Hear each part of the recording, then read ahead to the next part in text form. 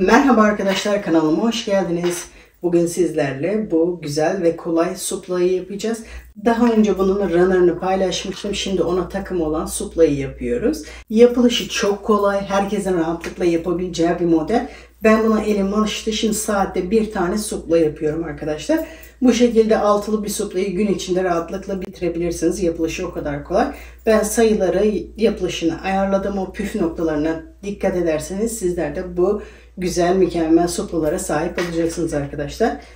Supla ile ilgili dikkat edilmesi gereken detayları, nasıl büyütebileceğinizi, bununla ilgili detayları ara ara video içinde ve video sonunda anlattım. Lütfen videoyu atlamadan izlerseniz bütün detayları görebilirsiniz arkadaşlar. Kanalıma hala abone değilseniz kanalıma ücretsiz abone olabilir. Zili açarak sıradaki videolardan anında haberdar olabilirsiniz arkadaşlar. Benden görüp yapan arkadaşlar sosyal medyada paylaşım yaparken benden bahsederseniz sevinirim arkadaşlar. Yapılışına geçmeden önce videoma bir like atarsanız sevinirim arkadaşlar. Daha çok etkileşim için. Bu YouTube videomu sosyal medyalarınızda paylaşabilirsiniz arkadaşlar. Şimdi modelin yapılışına geçebiliriz. Suplayı yaparken runner'da yaptığımız gibi bir ters yöne bir düz yöne o şekilde yapacağız. Bunu bir ters bir düz yapmamızın sebebi bu şekilde bu çizgilerin düzgün durması için bunu bir ters bir düz yapıyoruz. Eğer hep aynı yönde gidersek bu şekilde dönüyor. Bu gördüğünüz çizgiler bu şekilde böyle yuvarlak yuvarlak duruyor. Düz durmuyor. Şu şekilde. O görüntüyü engellemek için bu şekilde düz durması için o yüzden bir ters bir düz yapıyoruz. Modeli yaparken ben bu marka ip kullandım. Yurt dışında yaşıyorum. Yabancı marka ip kullandım. İpim 2 milimetre koton makrome. %46 koton, %40 polyester. Bu her ip aldığımda bu yüzdelik değişiyor. Yani ipim %100 koton değil. Bir kısmı koton, bir kısmı polyester. İpimde 250 gramda 250 metre ip varmış. Normalde 2 ile 4 milimetre arasında tığ kullanılıyormuş. Ben 4 milimetre tığ kullanacağım. Yakından da ipimi gösterirsek şu şekilde koton makrome. Yani 2 milimetre koton ipler de kullanabilirsiniz. Türkiye'deki ip 2 milimetre kalın geliyorsa 1,5 milimetre de kullanabilirsiniz. 4 milimetre tığ küçük geliyorsa tığınızı büyüterek bir tık büyük numara tığla yapabilirsiniz. Modele sihirli halka yaparak başlıyorum. Bu şekilde halkamı oluşturuyorum.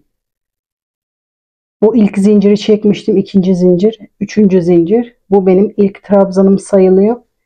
Boşlukta 2 trabzan daha yapıyorum. 1 ve 2.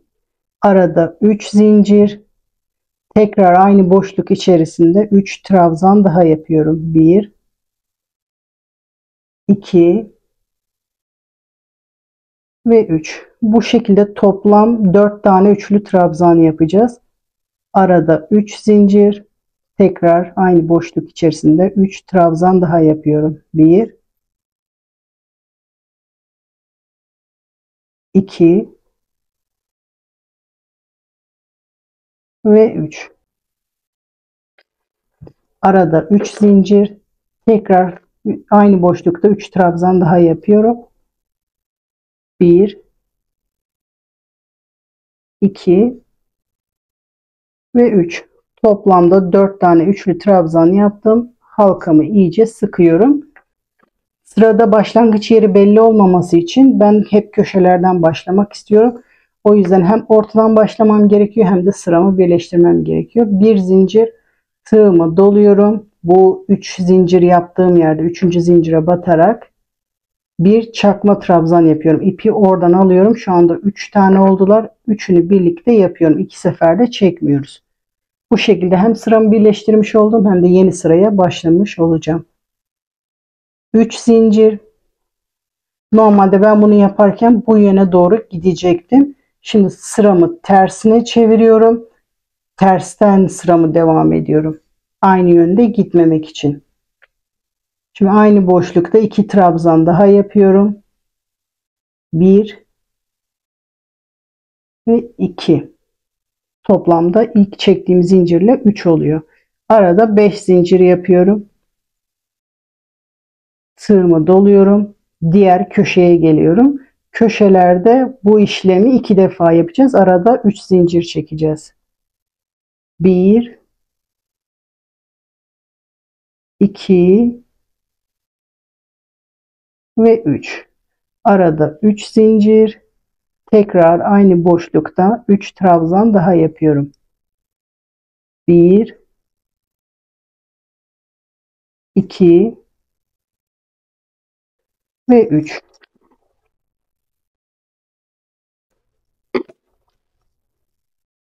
Arada 5 zincir yapıyorum. 1 2 3 4 5.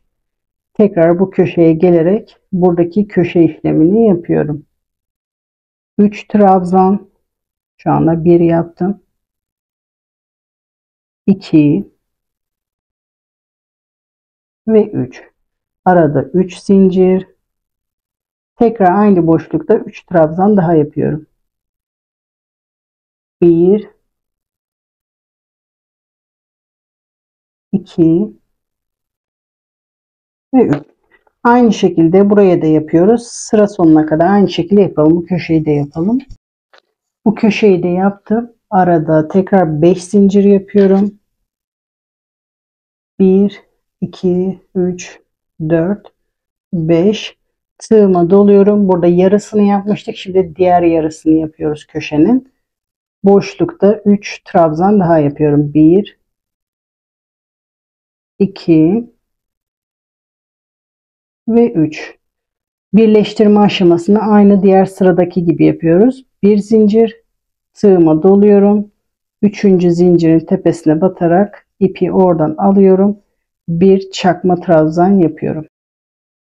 3 zincir ve sıramı tekrar dönüyorum. Hep dönerek ters yönde yapacağız arkadaşlar. Aynı yönde yapınca çarkıfelek oluyor. 3 zincir, aynı boşluk içerisinde 2 trabzan daha yapıyorum. 1 ve 2. Şimdi 5 zincir yapıyorum.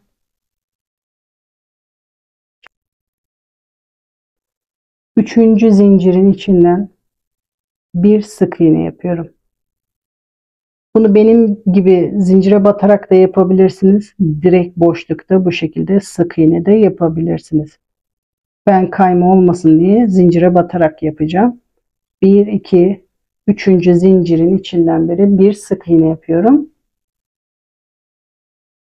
5 zincir. Tekrar tığımı dolayarak köşeye geliyorum. Aynı köşe işlemini yapıyorum. 1 2 ve 3. Arada 3 zincir. Tekrar tığımı dolayarak aynı boşluk içerisinde 3 trabzan daha yapıyorum. 1 2 ve 3. Buradaki işlemi aynı buraya yapıyoruz. 5 zincir. Sıradaki boşluğun 3. zincirinden bir sık iğne yapıyorum. 5 zincir. Tığıma dolayarak köşe işlemini yapıyorum. 1 2 3. Arada 3 zincir. Tekrar aynı boşluk içerisinde 3 trabzan daha yapıyorum. 1 2 ve 3. Bu şekilde sıra sonuna kadar yapalım. Sıra sonuna kadar geldim. Şimdi birleştirme aşamasını yapıyorum. Bir zincir, tığıma doluyorum. Üçüncü zincirin tepesinden batarak çakma trabzanımı yapıyorum. 3 zincir, yeni sıraya başlamak için dönüyorum. Aynı boşluk içerisinde 2 trabzan daha yapıyorum. 1 ikinci trabzanı yapıyorum. Arada 5 zincir. Bakın burada iki boşluk var. İlk boşluğun 3. zincirinden beri 1 sık iğne yapıyorum. 5 zincir. Sıradaki boşluğun 3. zincirinden beri bir sık iğne yapıyorum. 5 zincir. Tığımı doluyorum ve köşe işlemini yapıyorum. 1 2 ve 3. Arada 3 zincir. Tekrar aynı boşluk içerisinde 3 trabzan yapıyorum. 1 2 ve 3. Bu şekilde sıra sonuna kadar yapalım. Sıra sonuna kadar geldim. Bir zincir, tığıma doluyorum. 3. zincirden beri ipimi alıyorum. Bir çakma trabzan yapıyorum. Sıramı dönüyorum. Yeni sıraya başlıyorum. 3 zincir. Zincir çekip de dönebilirsiniz. Dönünce de zincir çekebilirsiniz. Fark etmiyor. Boşlukta 2 trabzan daha yapıyorum. 1 ve 2. Şimdi burada da tek tek boşluklara batıyoruz. 5 zincir. Sıradaki boşluğun 3. zincirine batarak bir sık iğne yapıyorum. 5 zincir. Sıradaki boşluğun 3. zincirine batarak bir sık iğne yapıyorum. 5 zincir. Sıradaki boşluğun 3. zincirine batarak bir sık iğne yapıyorum. 5 zincir. Sıradaki köşeye gelerek köşe işlemini yapıyorum. 1 2 ve 3. Arada 3 zincir. Tekrar aynı boşluk içerisinde 3 trabzan daha yapıyorum. 1 2 ve 3. Bu şekilde sıra sonuna kadar yapıyoruz. Aynı şeyi tekrar ediyoruz. Sıra bitince diğer tarafa dönüyoruz. Yeni sıraya o şekilde başlıyoruz. Bunu yapmak istediğimiz genişliğe kadar aynı şekilde yapalım. Toplamda 10 sıra yapıyorum. 11. sıraya gelince sizlerle birlikte oyayı yapacağız. Toplamda 10 sıraya yaptım. Bu benim için ideal ölçü olduğu için bu kadar yaptım. Oyasını da yapınca tam denk geliyor. Eğer sizin yaptığınız gözünüze küçük geliyorsa 2 sıra daha ekleyebilirsiniz. Şimdi son sırada birleştirme aşamasında normalde yaptığımızdan farklı yapacağız. Tığımı doluyorum. Normal sadece bir trabzan yapıyorum. Bu 3. zincire batarak normal trabzan yapıyorum. Çünkü burada bitmem gerekiyor. Ortada başlamam gerekmiyor. Başında başlamam gerekiyor. 3 zincir. Şimdi boşluk içerisinde toplamda 9 tane trabzan yapacağım. Ama 5. trabzanın üzerinde bu tomurcuğu yapacağım. Siz bu ara boşluklarda bu 9 tane çok fazla geliyorsa azaltabilirsiniz. Onda bir sıkıntı yok. Bu çektiğim zincir benim ilk trabzanım sayılıyor. 1 2 3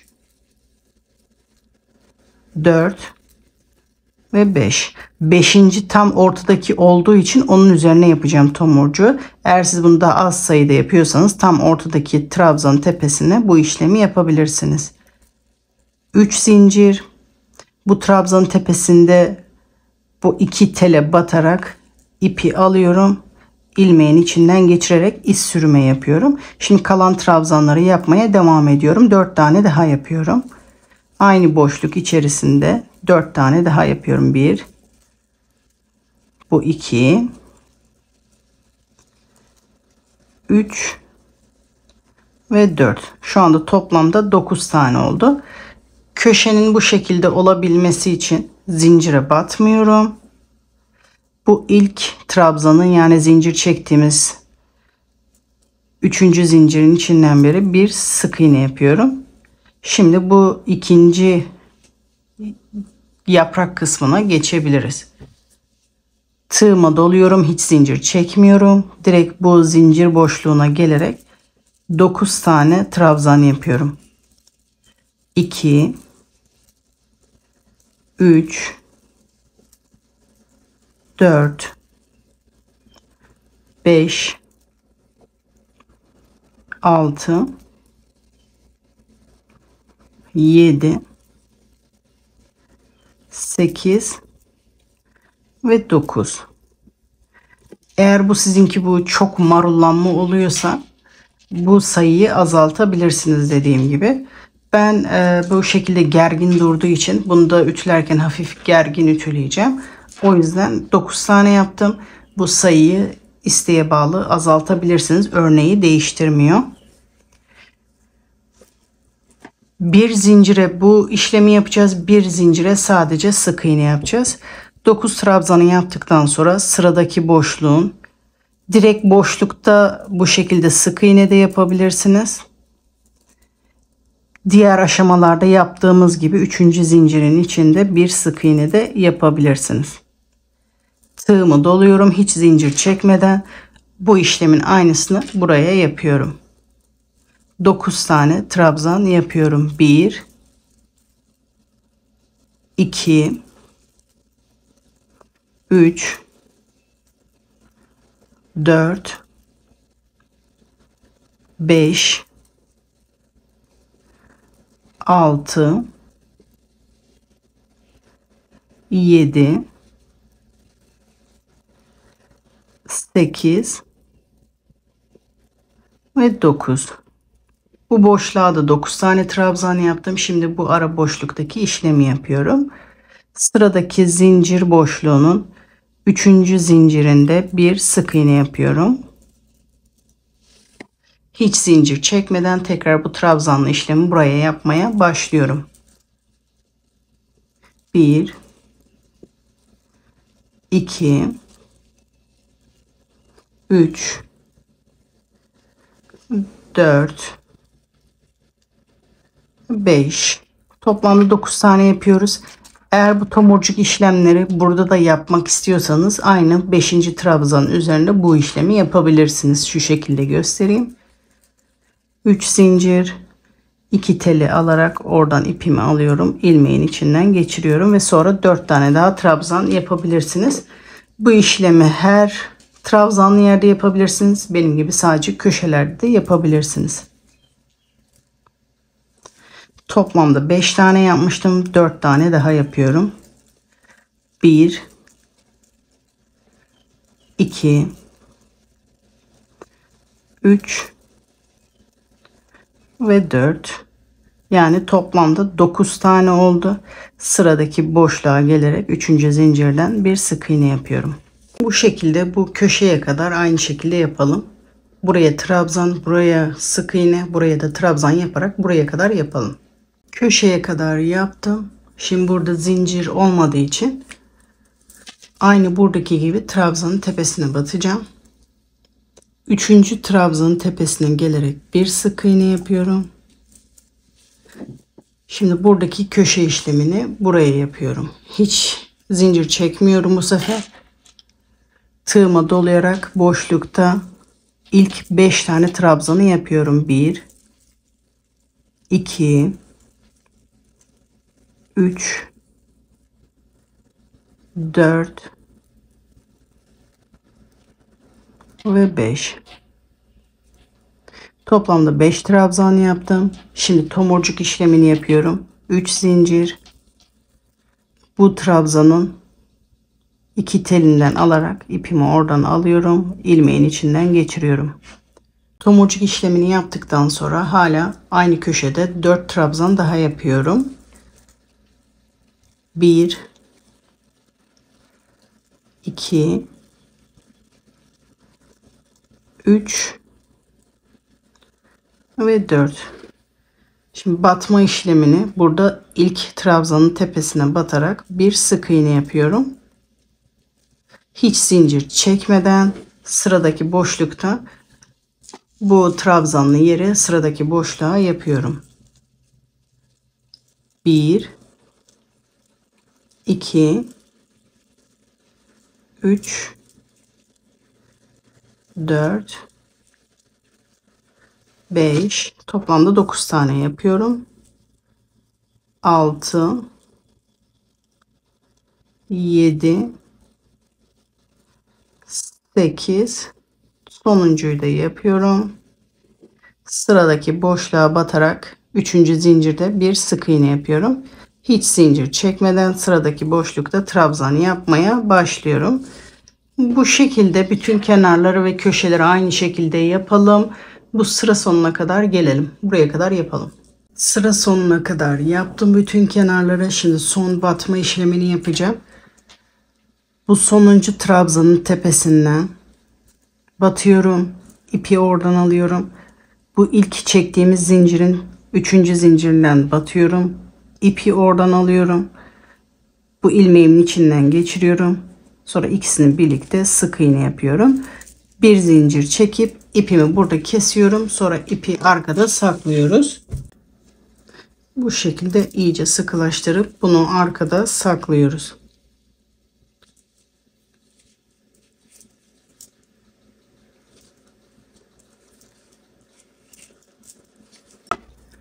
Suplamızı bu şekilde bitiriyoruz. Gözünüze küçük geldiyse dediğim gibi 2 sıra daha ekleyebilirsiniz.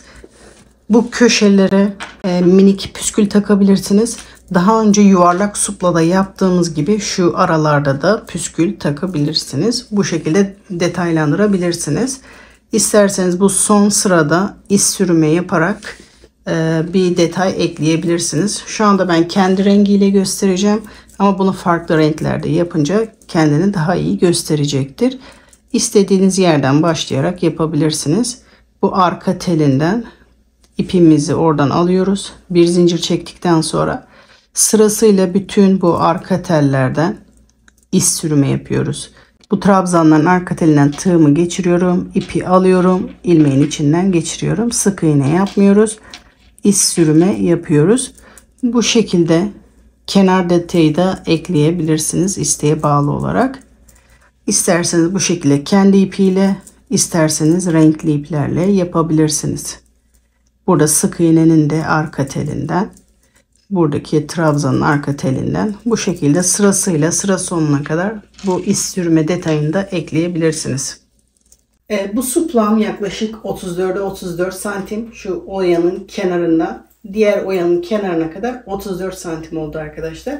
Bunu büyütürken tek sıra ekleyerek büyütmüyoruz arkadaşlar. Bu oyanın bu şekilde denk gelmesi için 2 sıra eklemeniz gerekiyor. Onu göz önünde bulundurarak suplanızı büyütebilirsiniz. Ben bunu bir tık daha büyütmek isterdim ama 2 sıra ekleyince suplam çok büyük olacaktı. O yüzden eklemedim. Eğer sizin ipiniz ince ise, eliniz sıkıysa belki küçük olabilir. 2 sıra ekleyerek suplanızı büyütebilirsiniz arkadaşlar. Bu ölçüdeki bir supla için yaklaşık 125 metre ip gitti. Çok da ip yemiyor bu model. Sadece oya kısmına en fazla ip yiyor. Oya kısmına sadece 25 metre ip gitti. Eğer oyayı bu şekilde değil iz sürme yaparsanız daha az ip gidecektir. Hem yapılışı çok kolay hem de masada çok şık duruyor. Hem de çok az ip gidiyor. Umarım herkes bunu beğenir. Ben çok beğendim arkadaşlar. Bu runner'ın yapılışını ben son videolarda paylaşmıştım. Runner'ın yapılışı için oraya bakabilirsiniz arkadaşlar. Tığ düzenleyici videosunu da bir önceki videoda tarifini anlattım. Oradan bakabilirsiniz arkadaşlar. Dediğim gibi bu suplalara detay eklemek istiyorsanız bu köşelere minik püskül ekleyebilirsiniz. Diğer önceden paylaştığım yuvarlak suplada bu boşluklarda minik püsküller eklemiştim. Onun gibi de detay ekleyebilirsiniz arkadaşlar. Ben sade duruşunu beğendiğim için bu şekilde bıraktım. Siz detay eklemek istiyorsanız ekleyebilirsiniz. Bu kenara iz sürme de yapabilirsiniz arkadaşlar. Bunu sunum yaparken bu şekilde runner'la takım yapabilirsiniz. İsterseniz sadece bu şekilde suplaları da kullanabilirsiniz. Suplaları isterseniz bu şekilde köşeli olarak da masaya yerleştirebilirsiniz. Bu şekilde de çok hoş duruyor. Ben bu şekilde de çok beğendim. Umarım sizler de beğenirsiniz. Runner'sız sadece suplaları bu şekilde köşeli olarak yerleştirince masada çok güzel duruyor. Ben bu halini çok beğendim. Tabaklarla duruşunu merak edenler için bu şekilde tabaklarla da gösterdim. Tabağım 27 santim suplanın üzerinde bu şekilde duruyor. Tabağın etrafında oya bu şekilde görünüyor. Bakın tabaklarla çok güzel duruyor. Suplayı köşeli koyduğumuzda da bakın tabak çok şık duruyor. Bu şekilde daha çok beğendim ben. Köşeli olarak daha güzel duruyor. Kanalıma hala abone değilseniz kanalıma ücretsiz abone olabilir. Zili açarak sıradaki videolardan anında haberdar olabilirsiniz arkadaşlar. Yapacak arkadaşlara kolay gelsin diyorum. Sıradaki videolarda görüşmek üzere.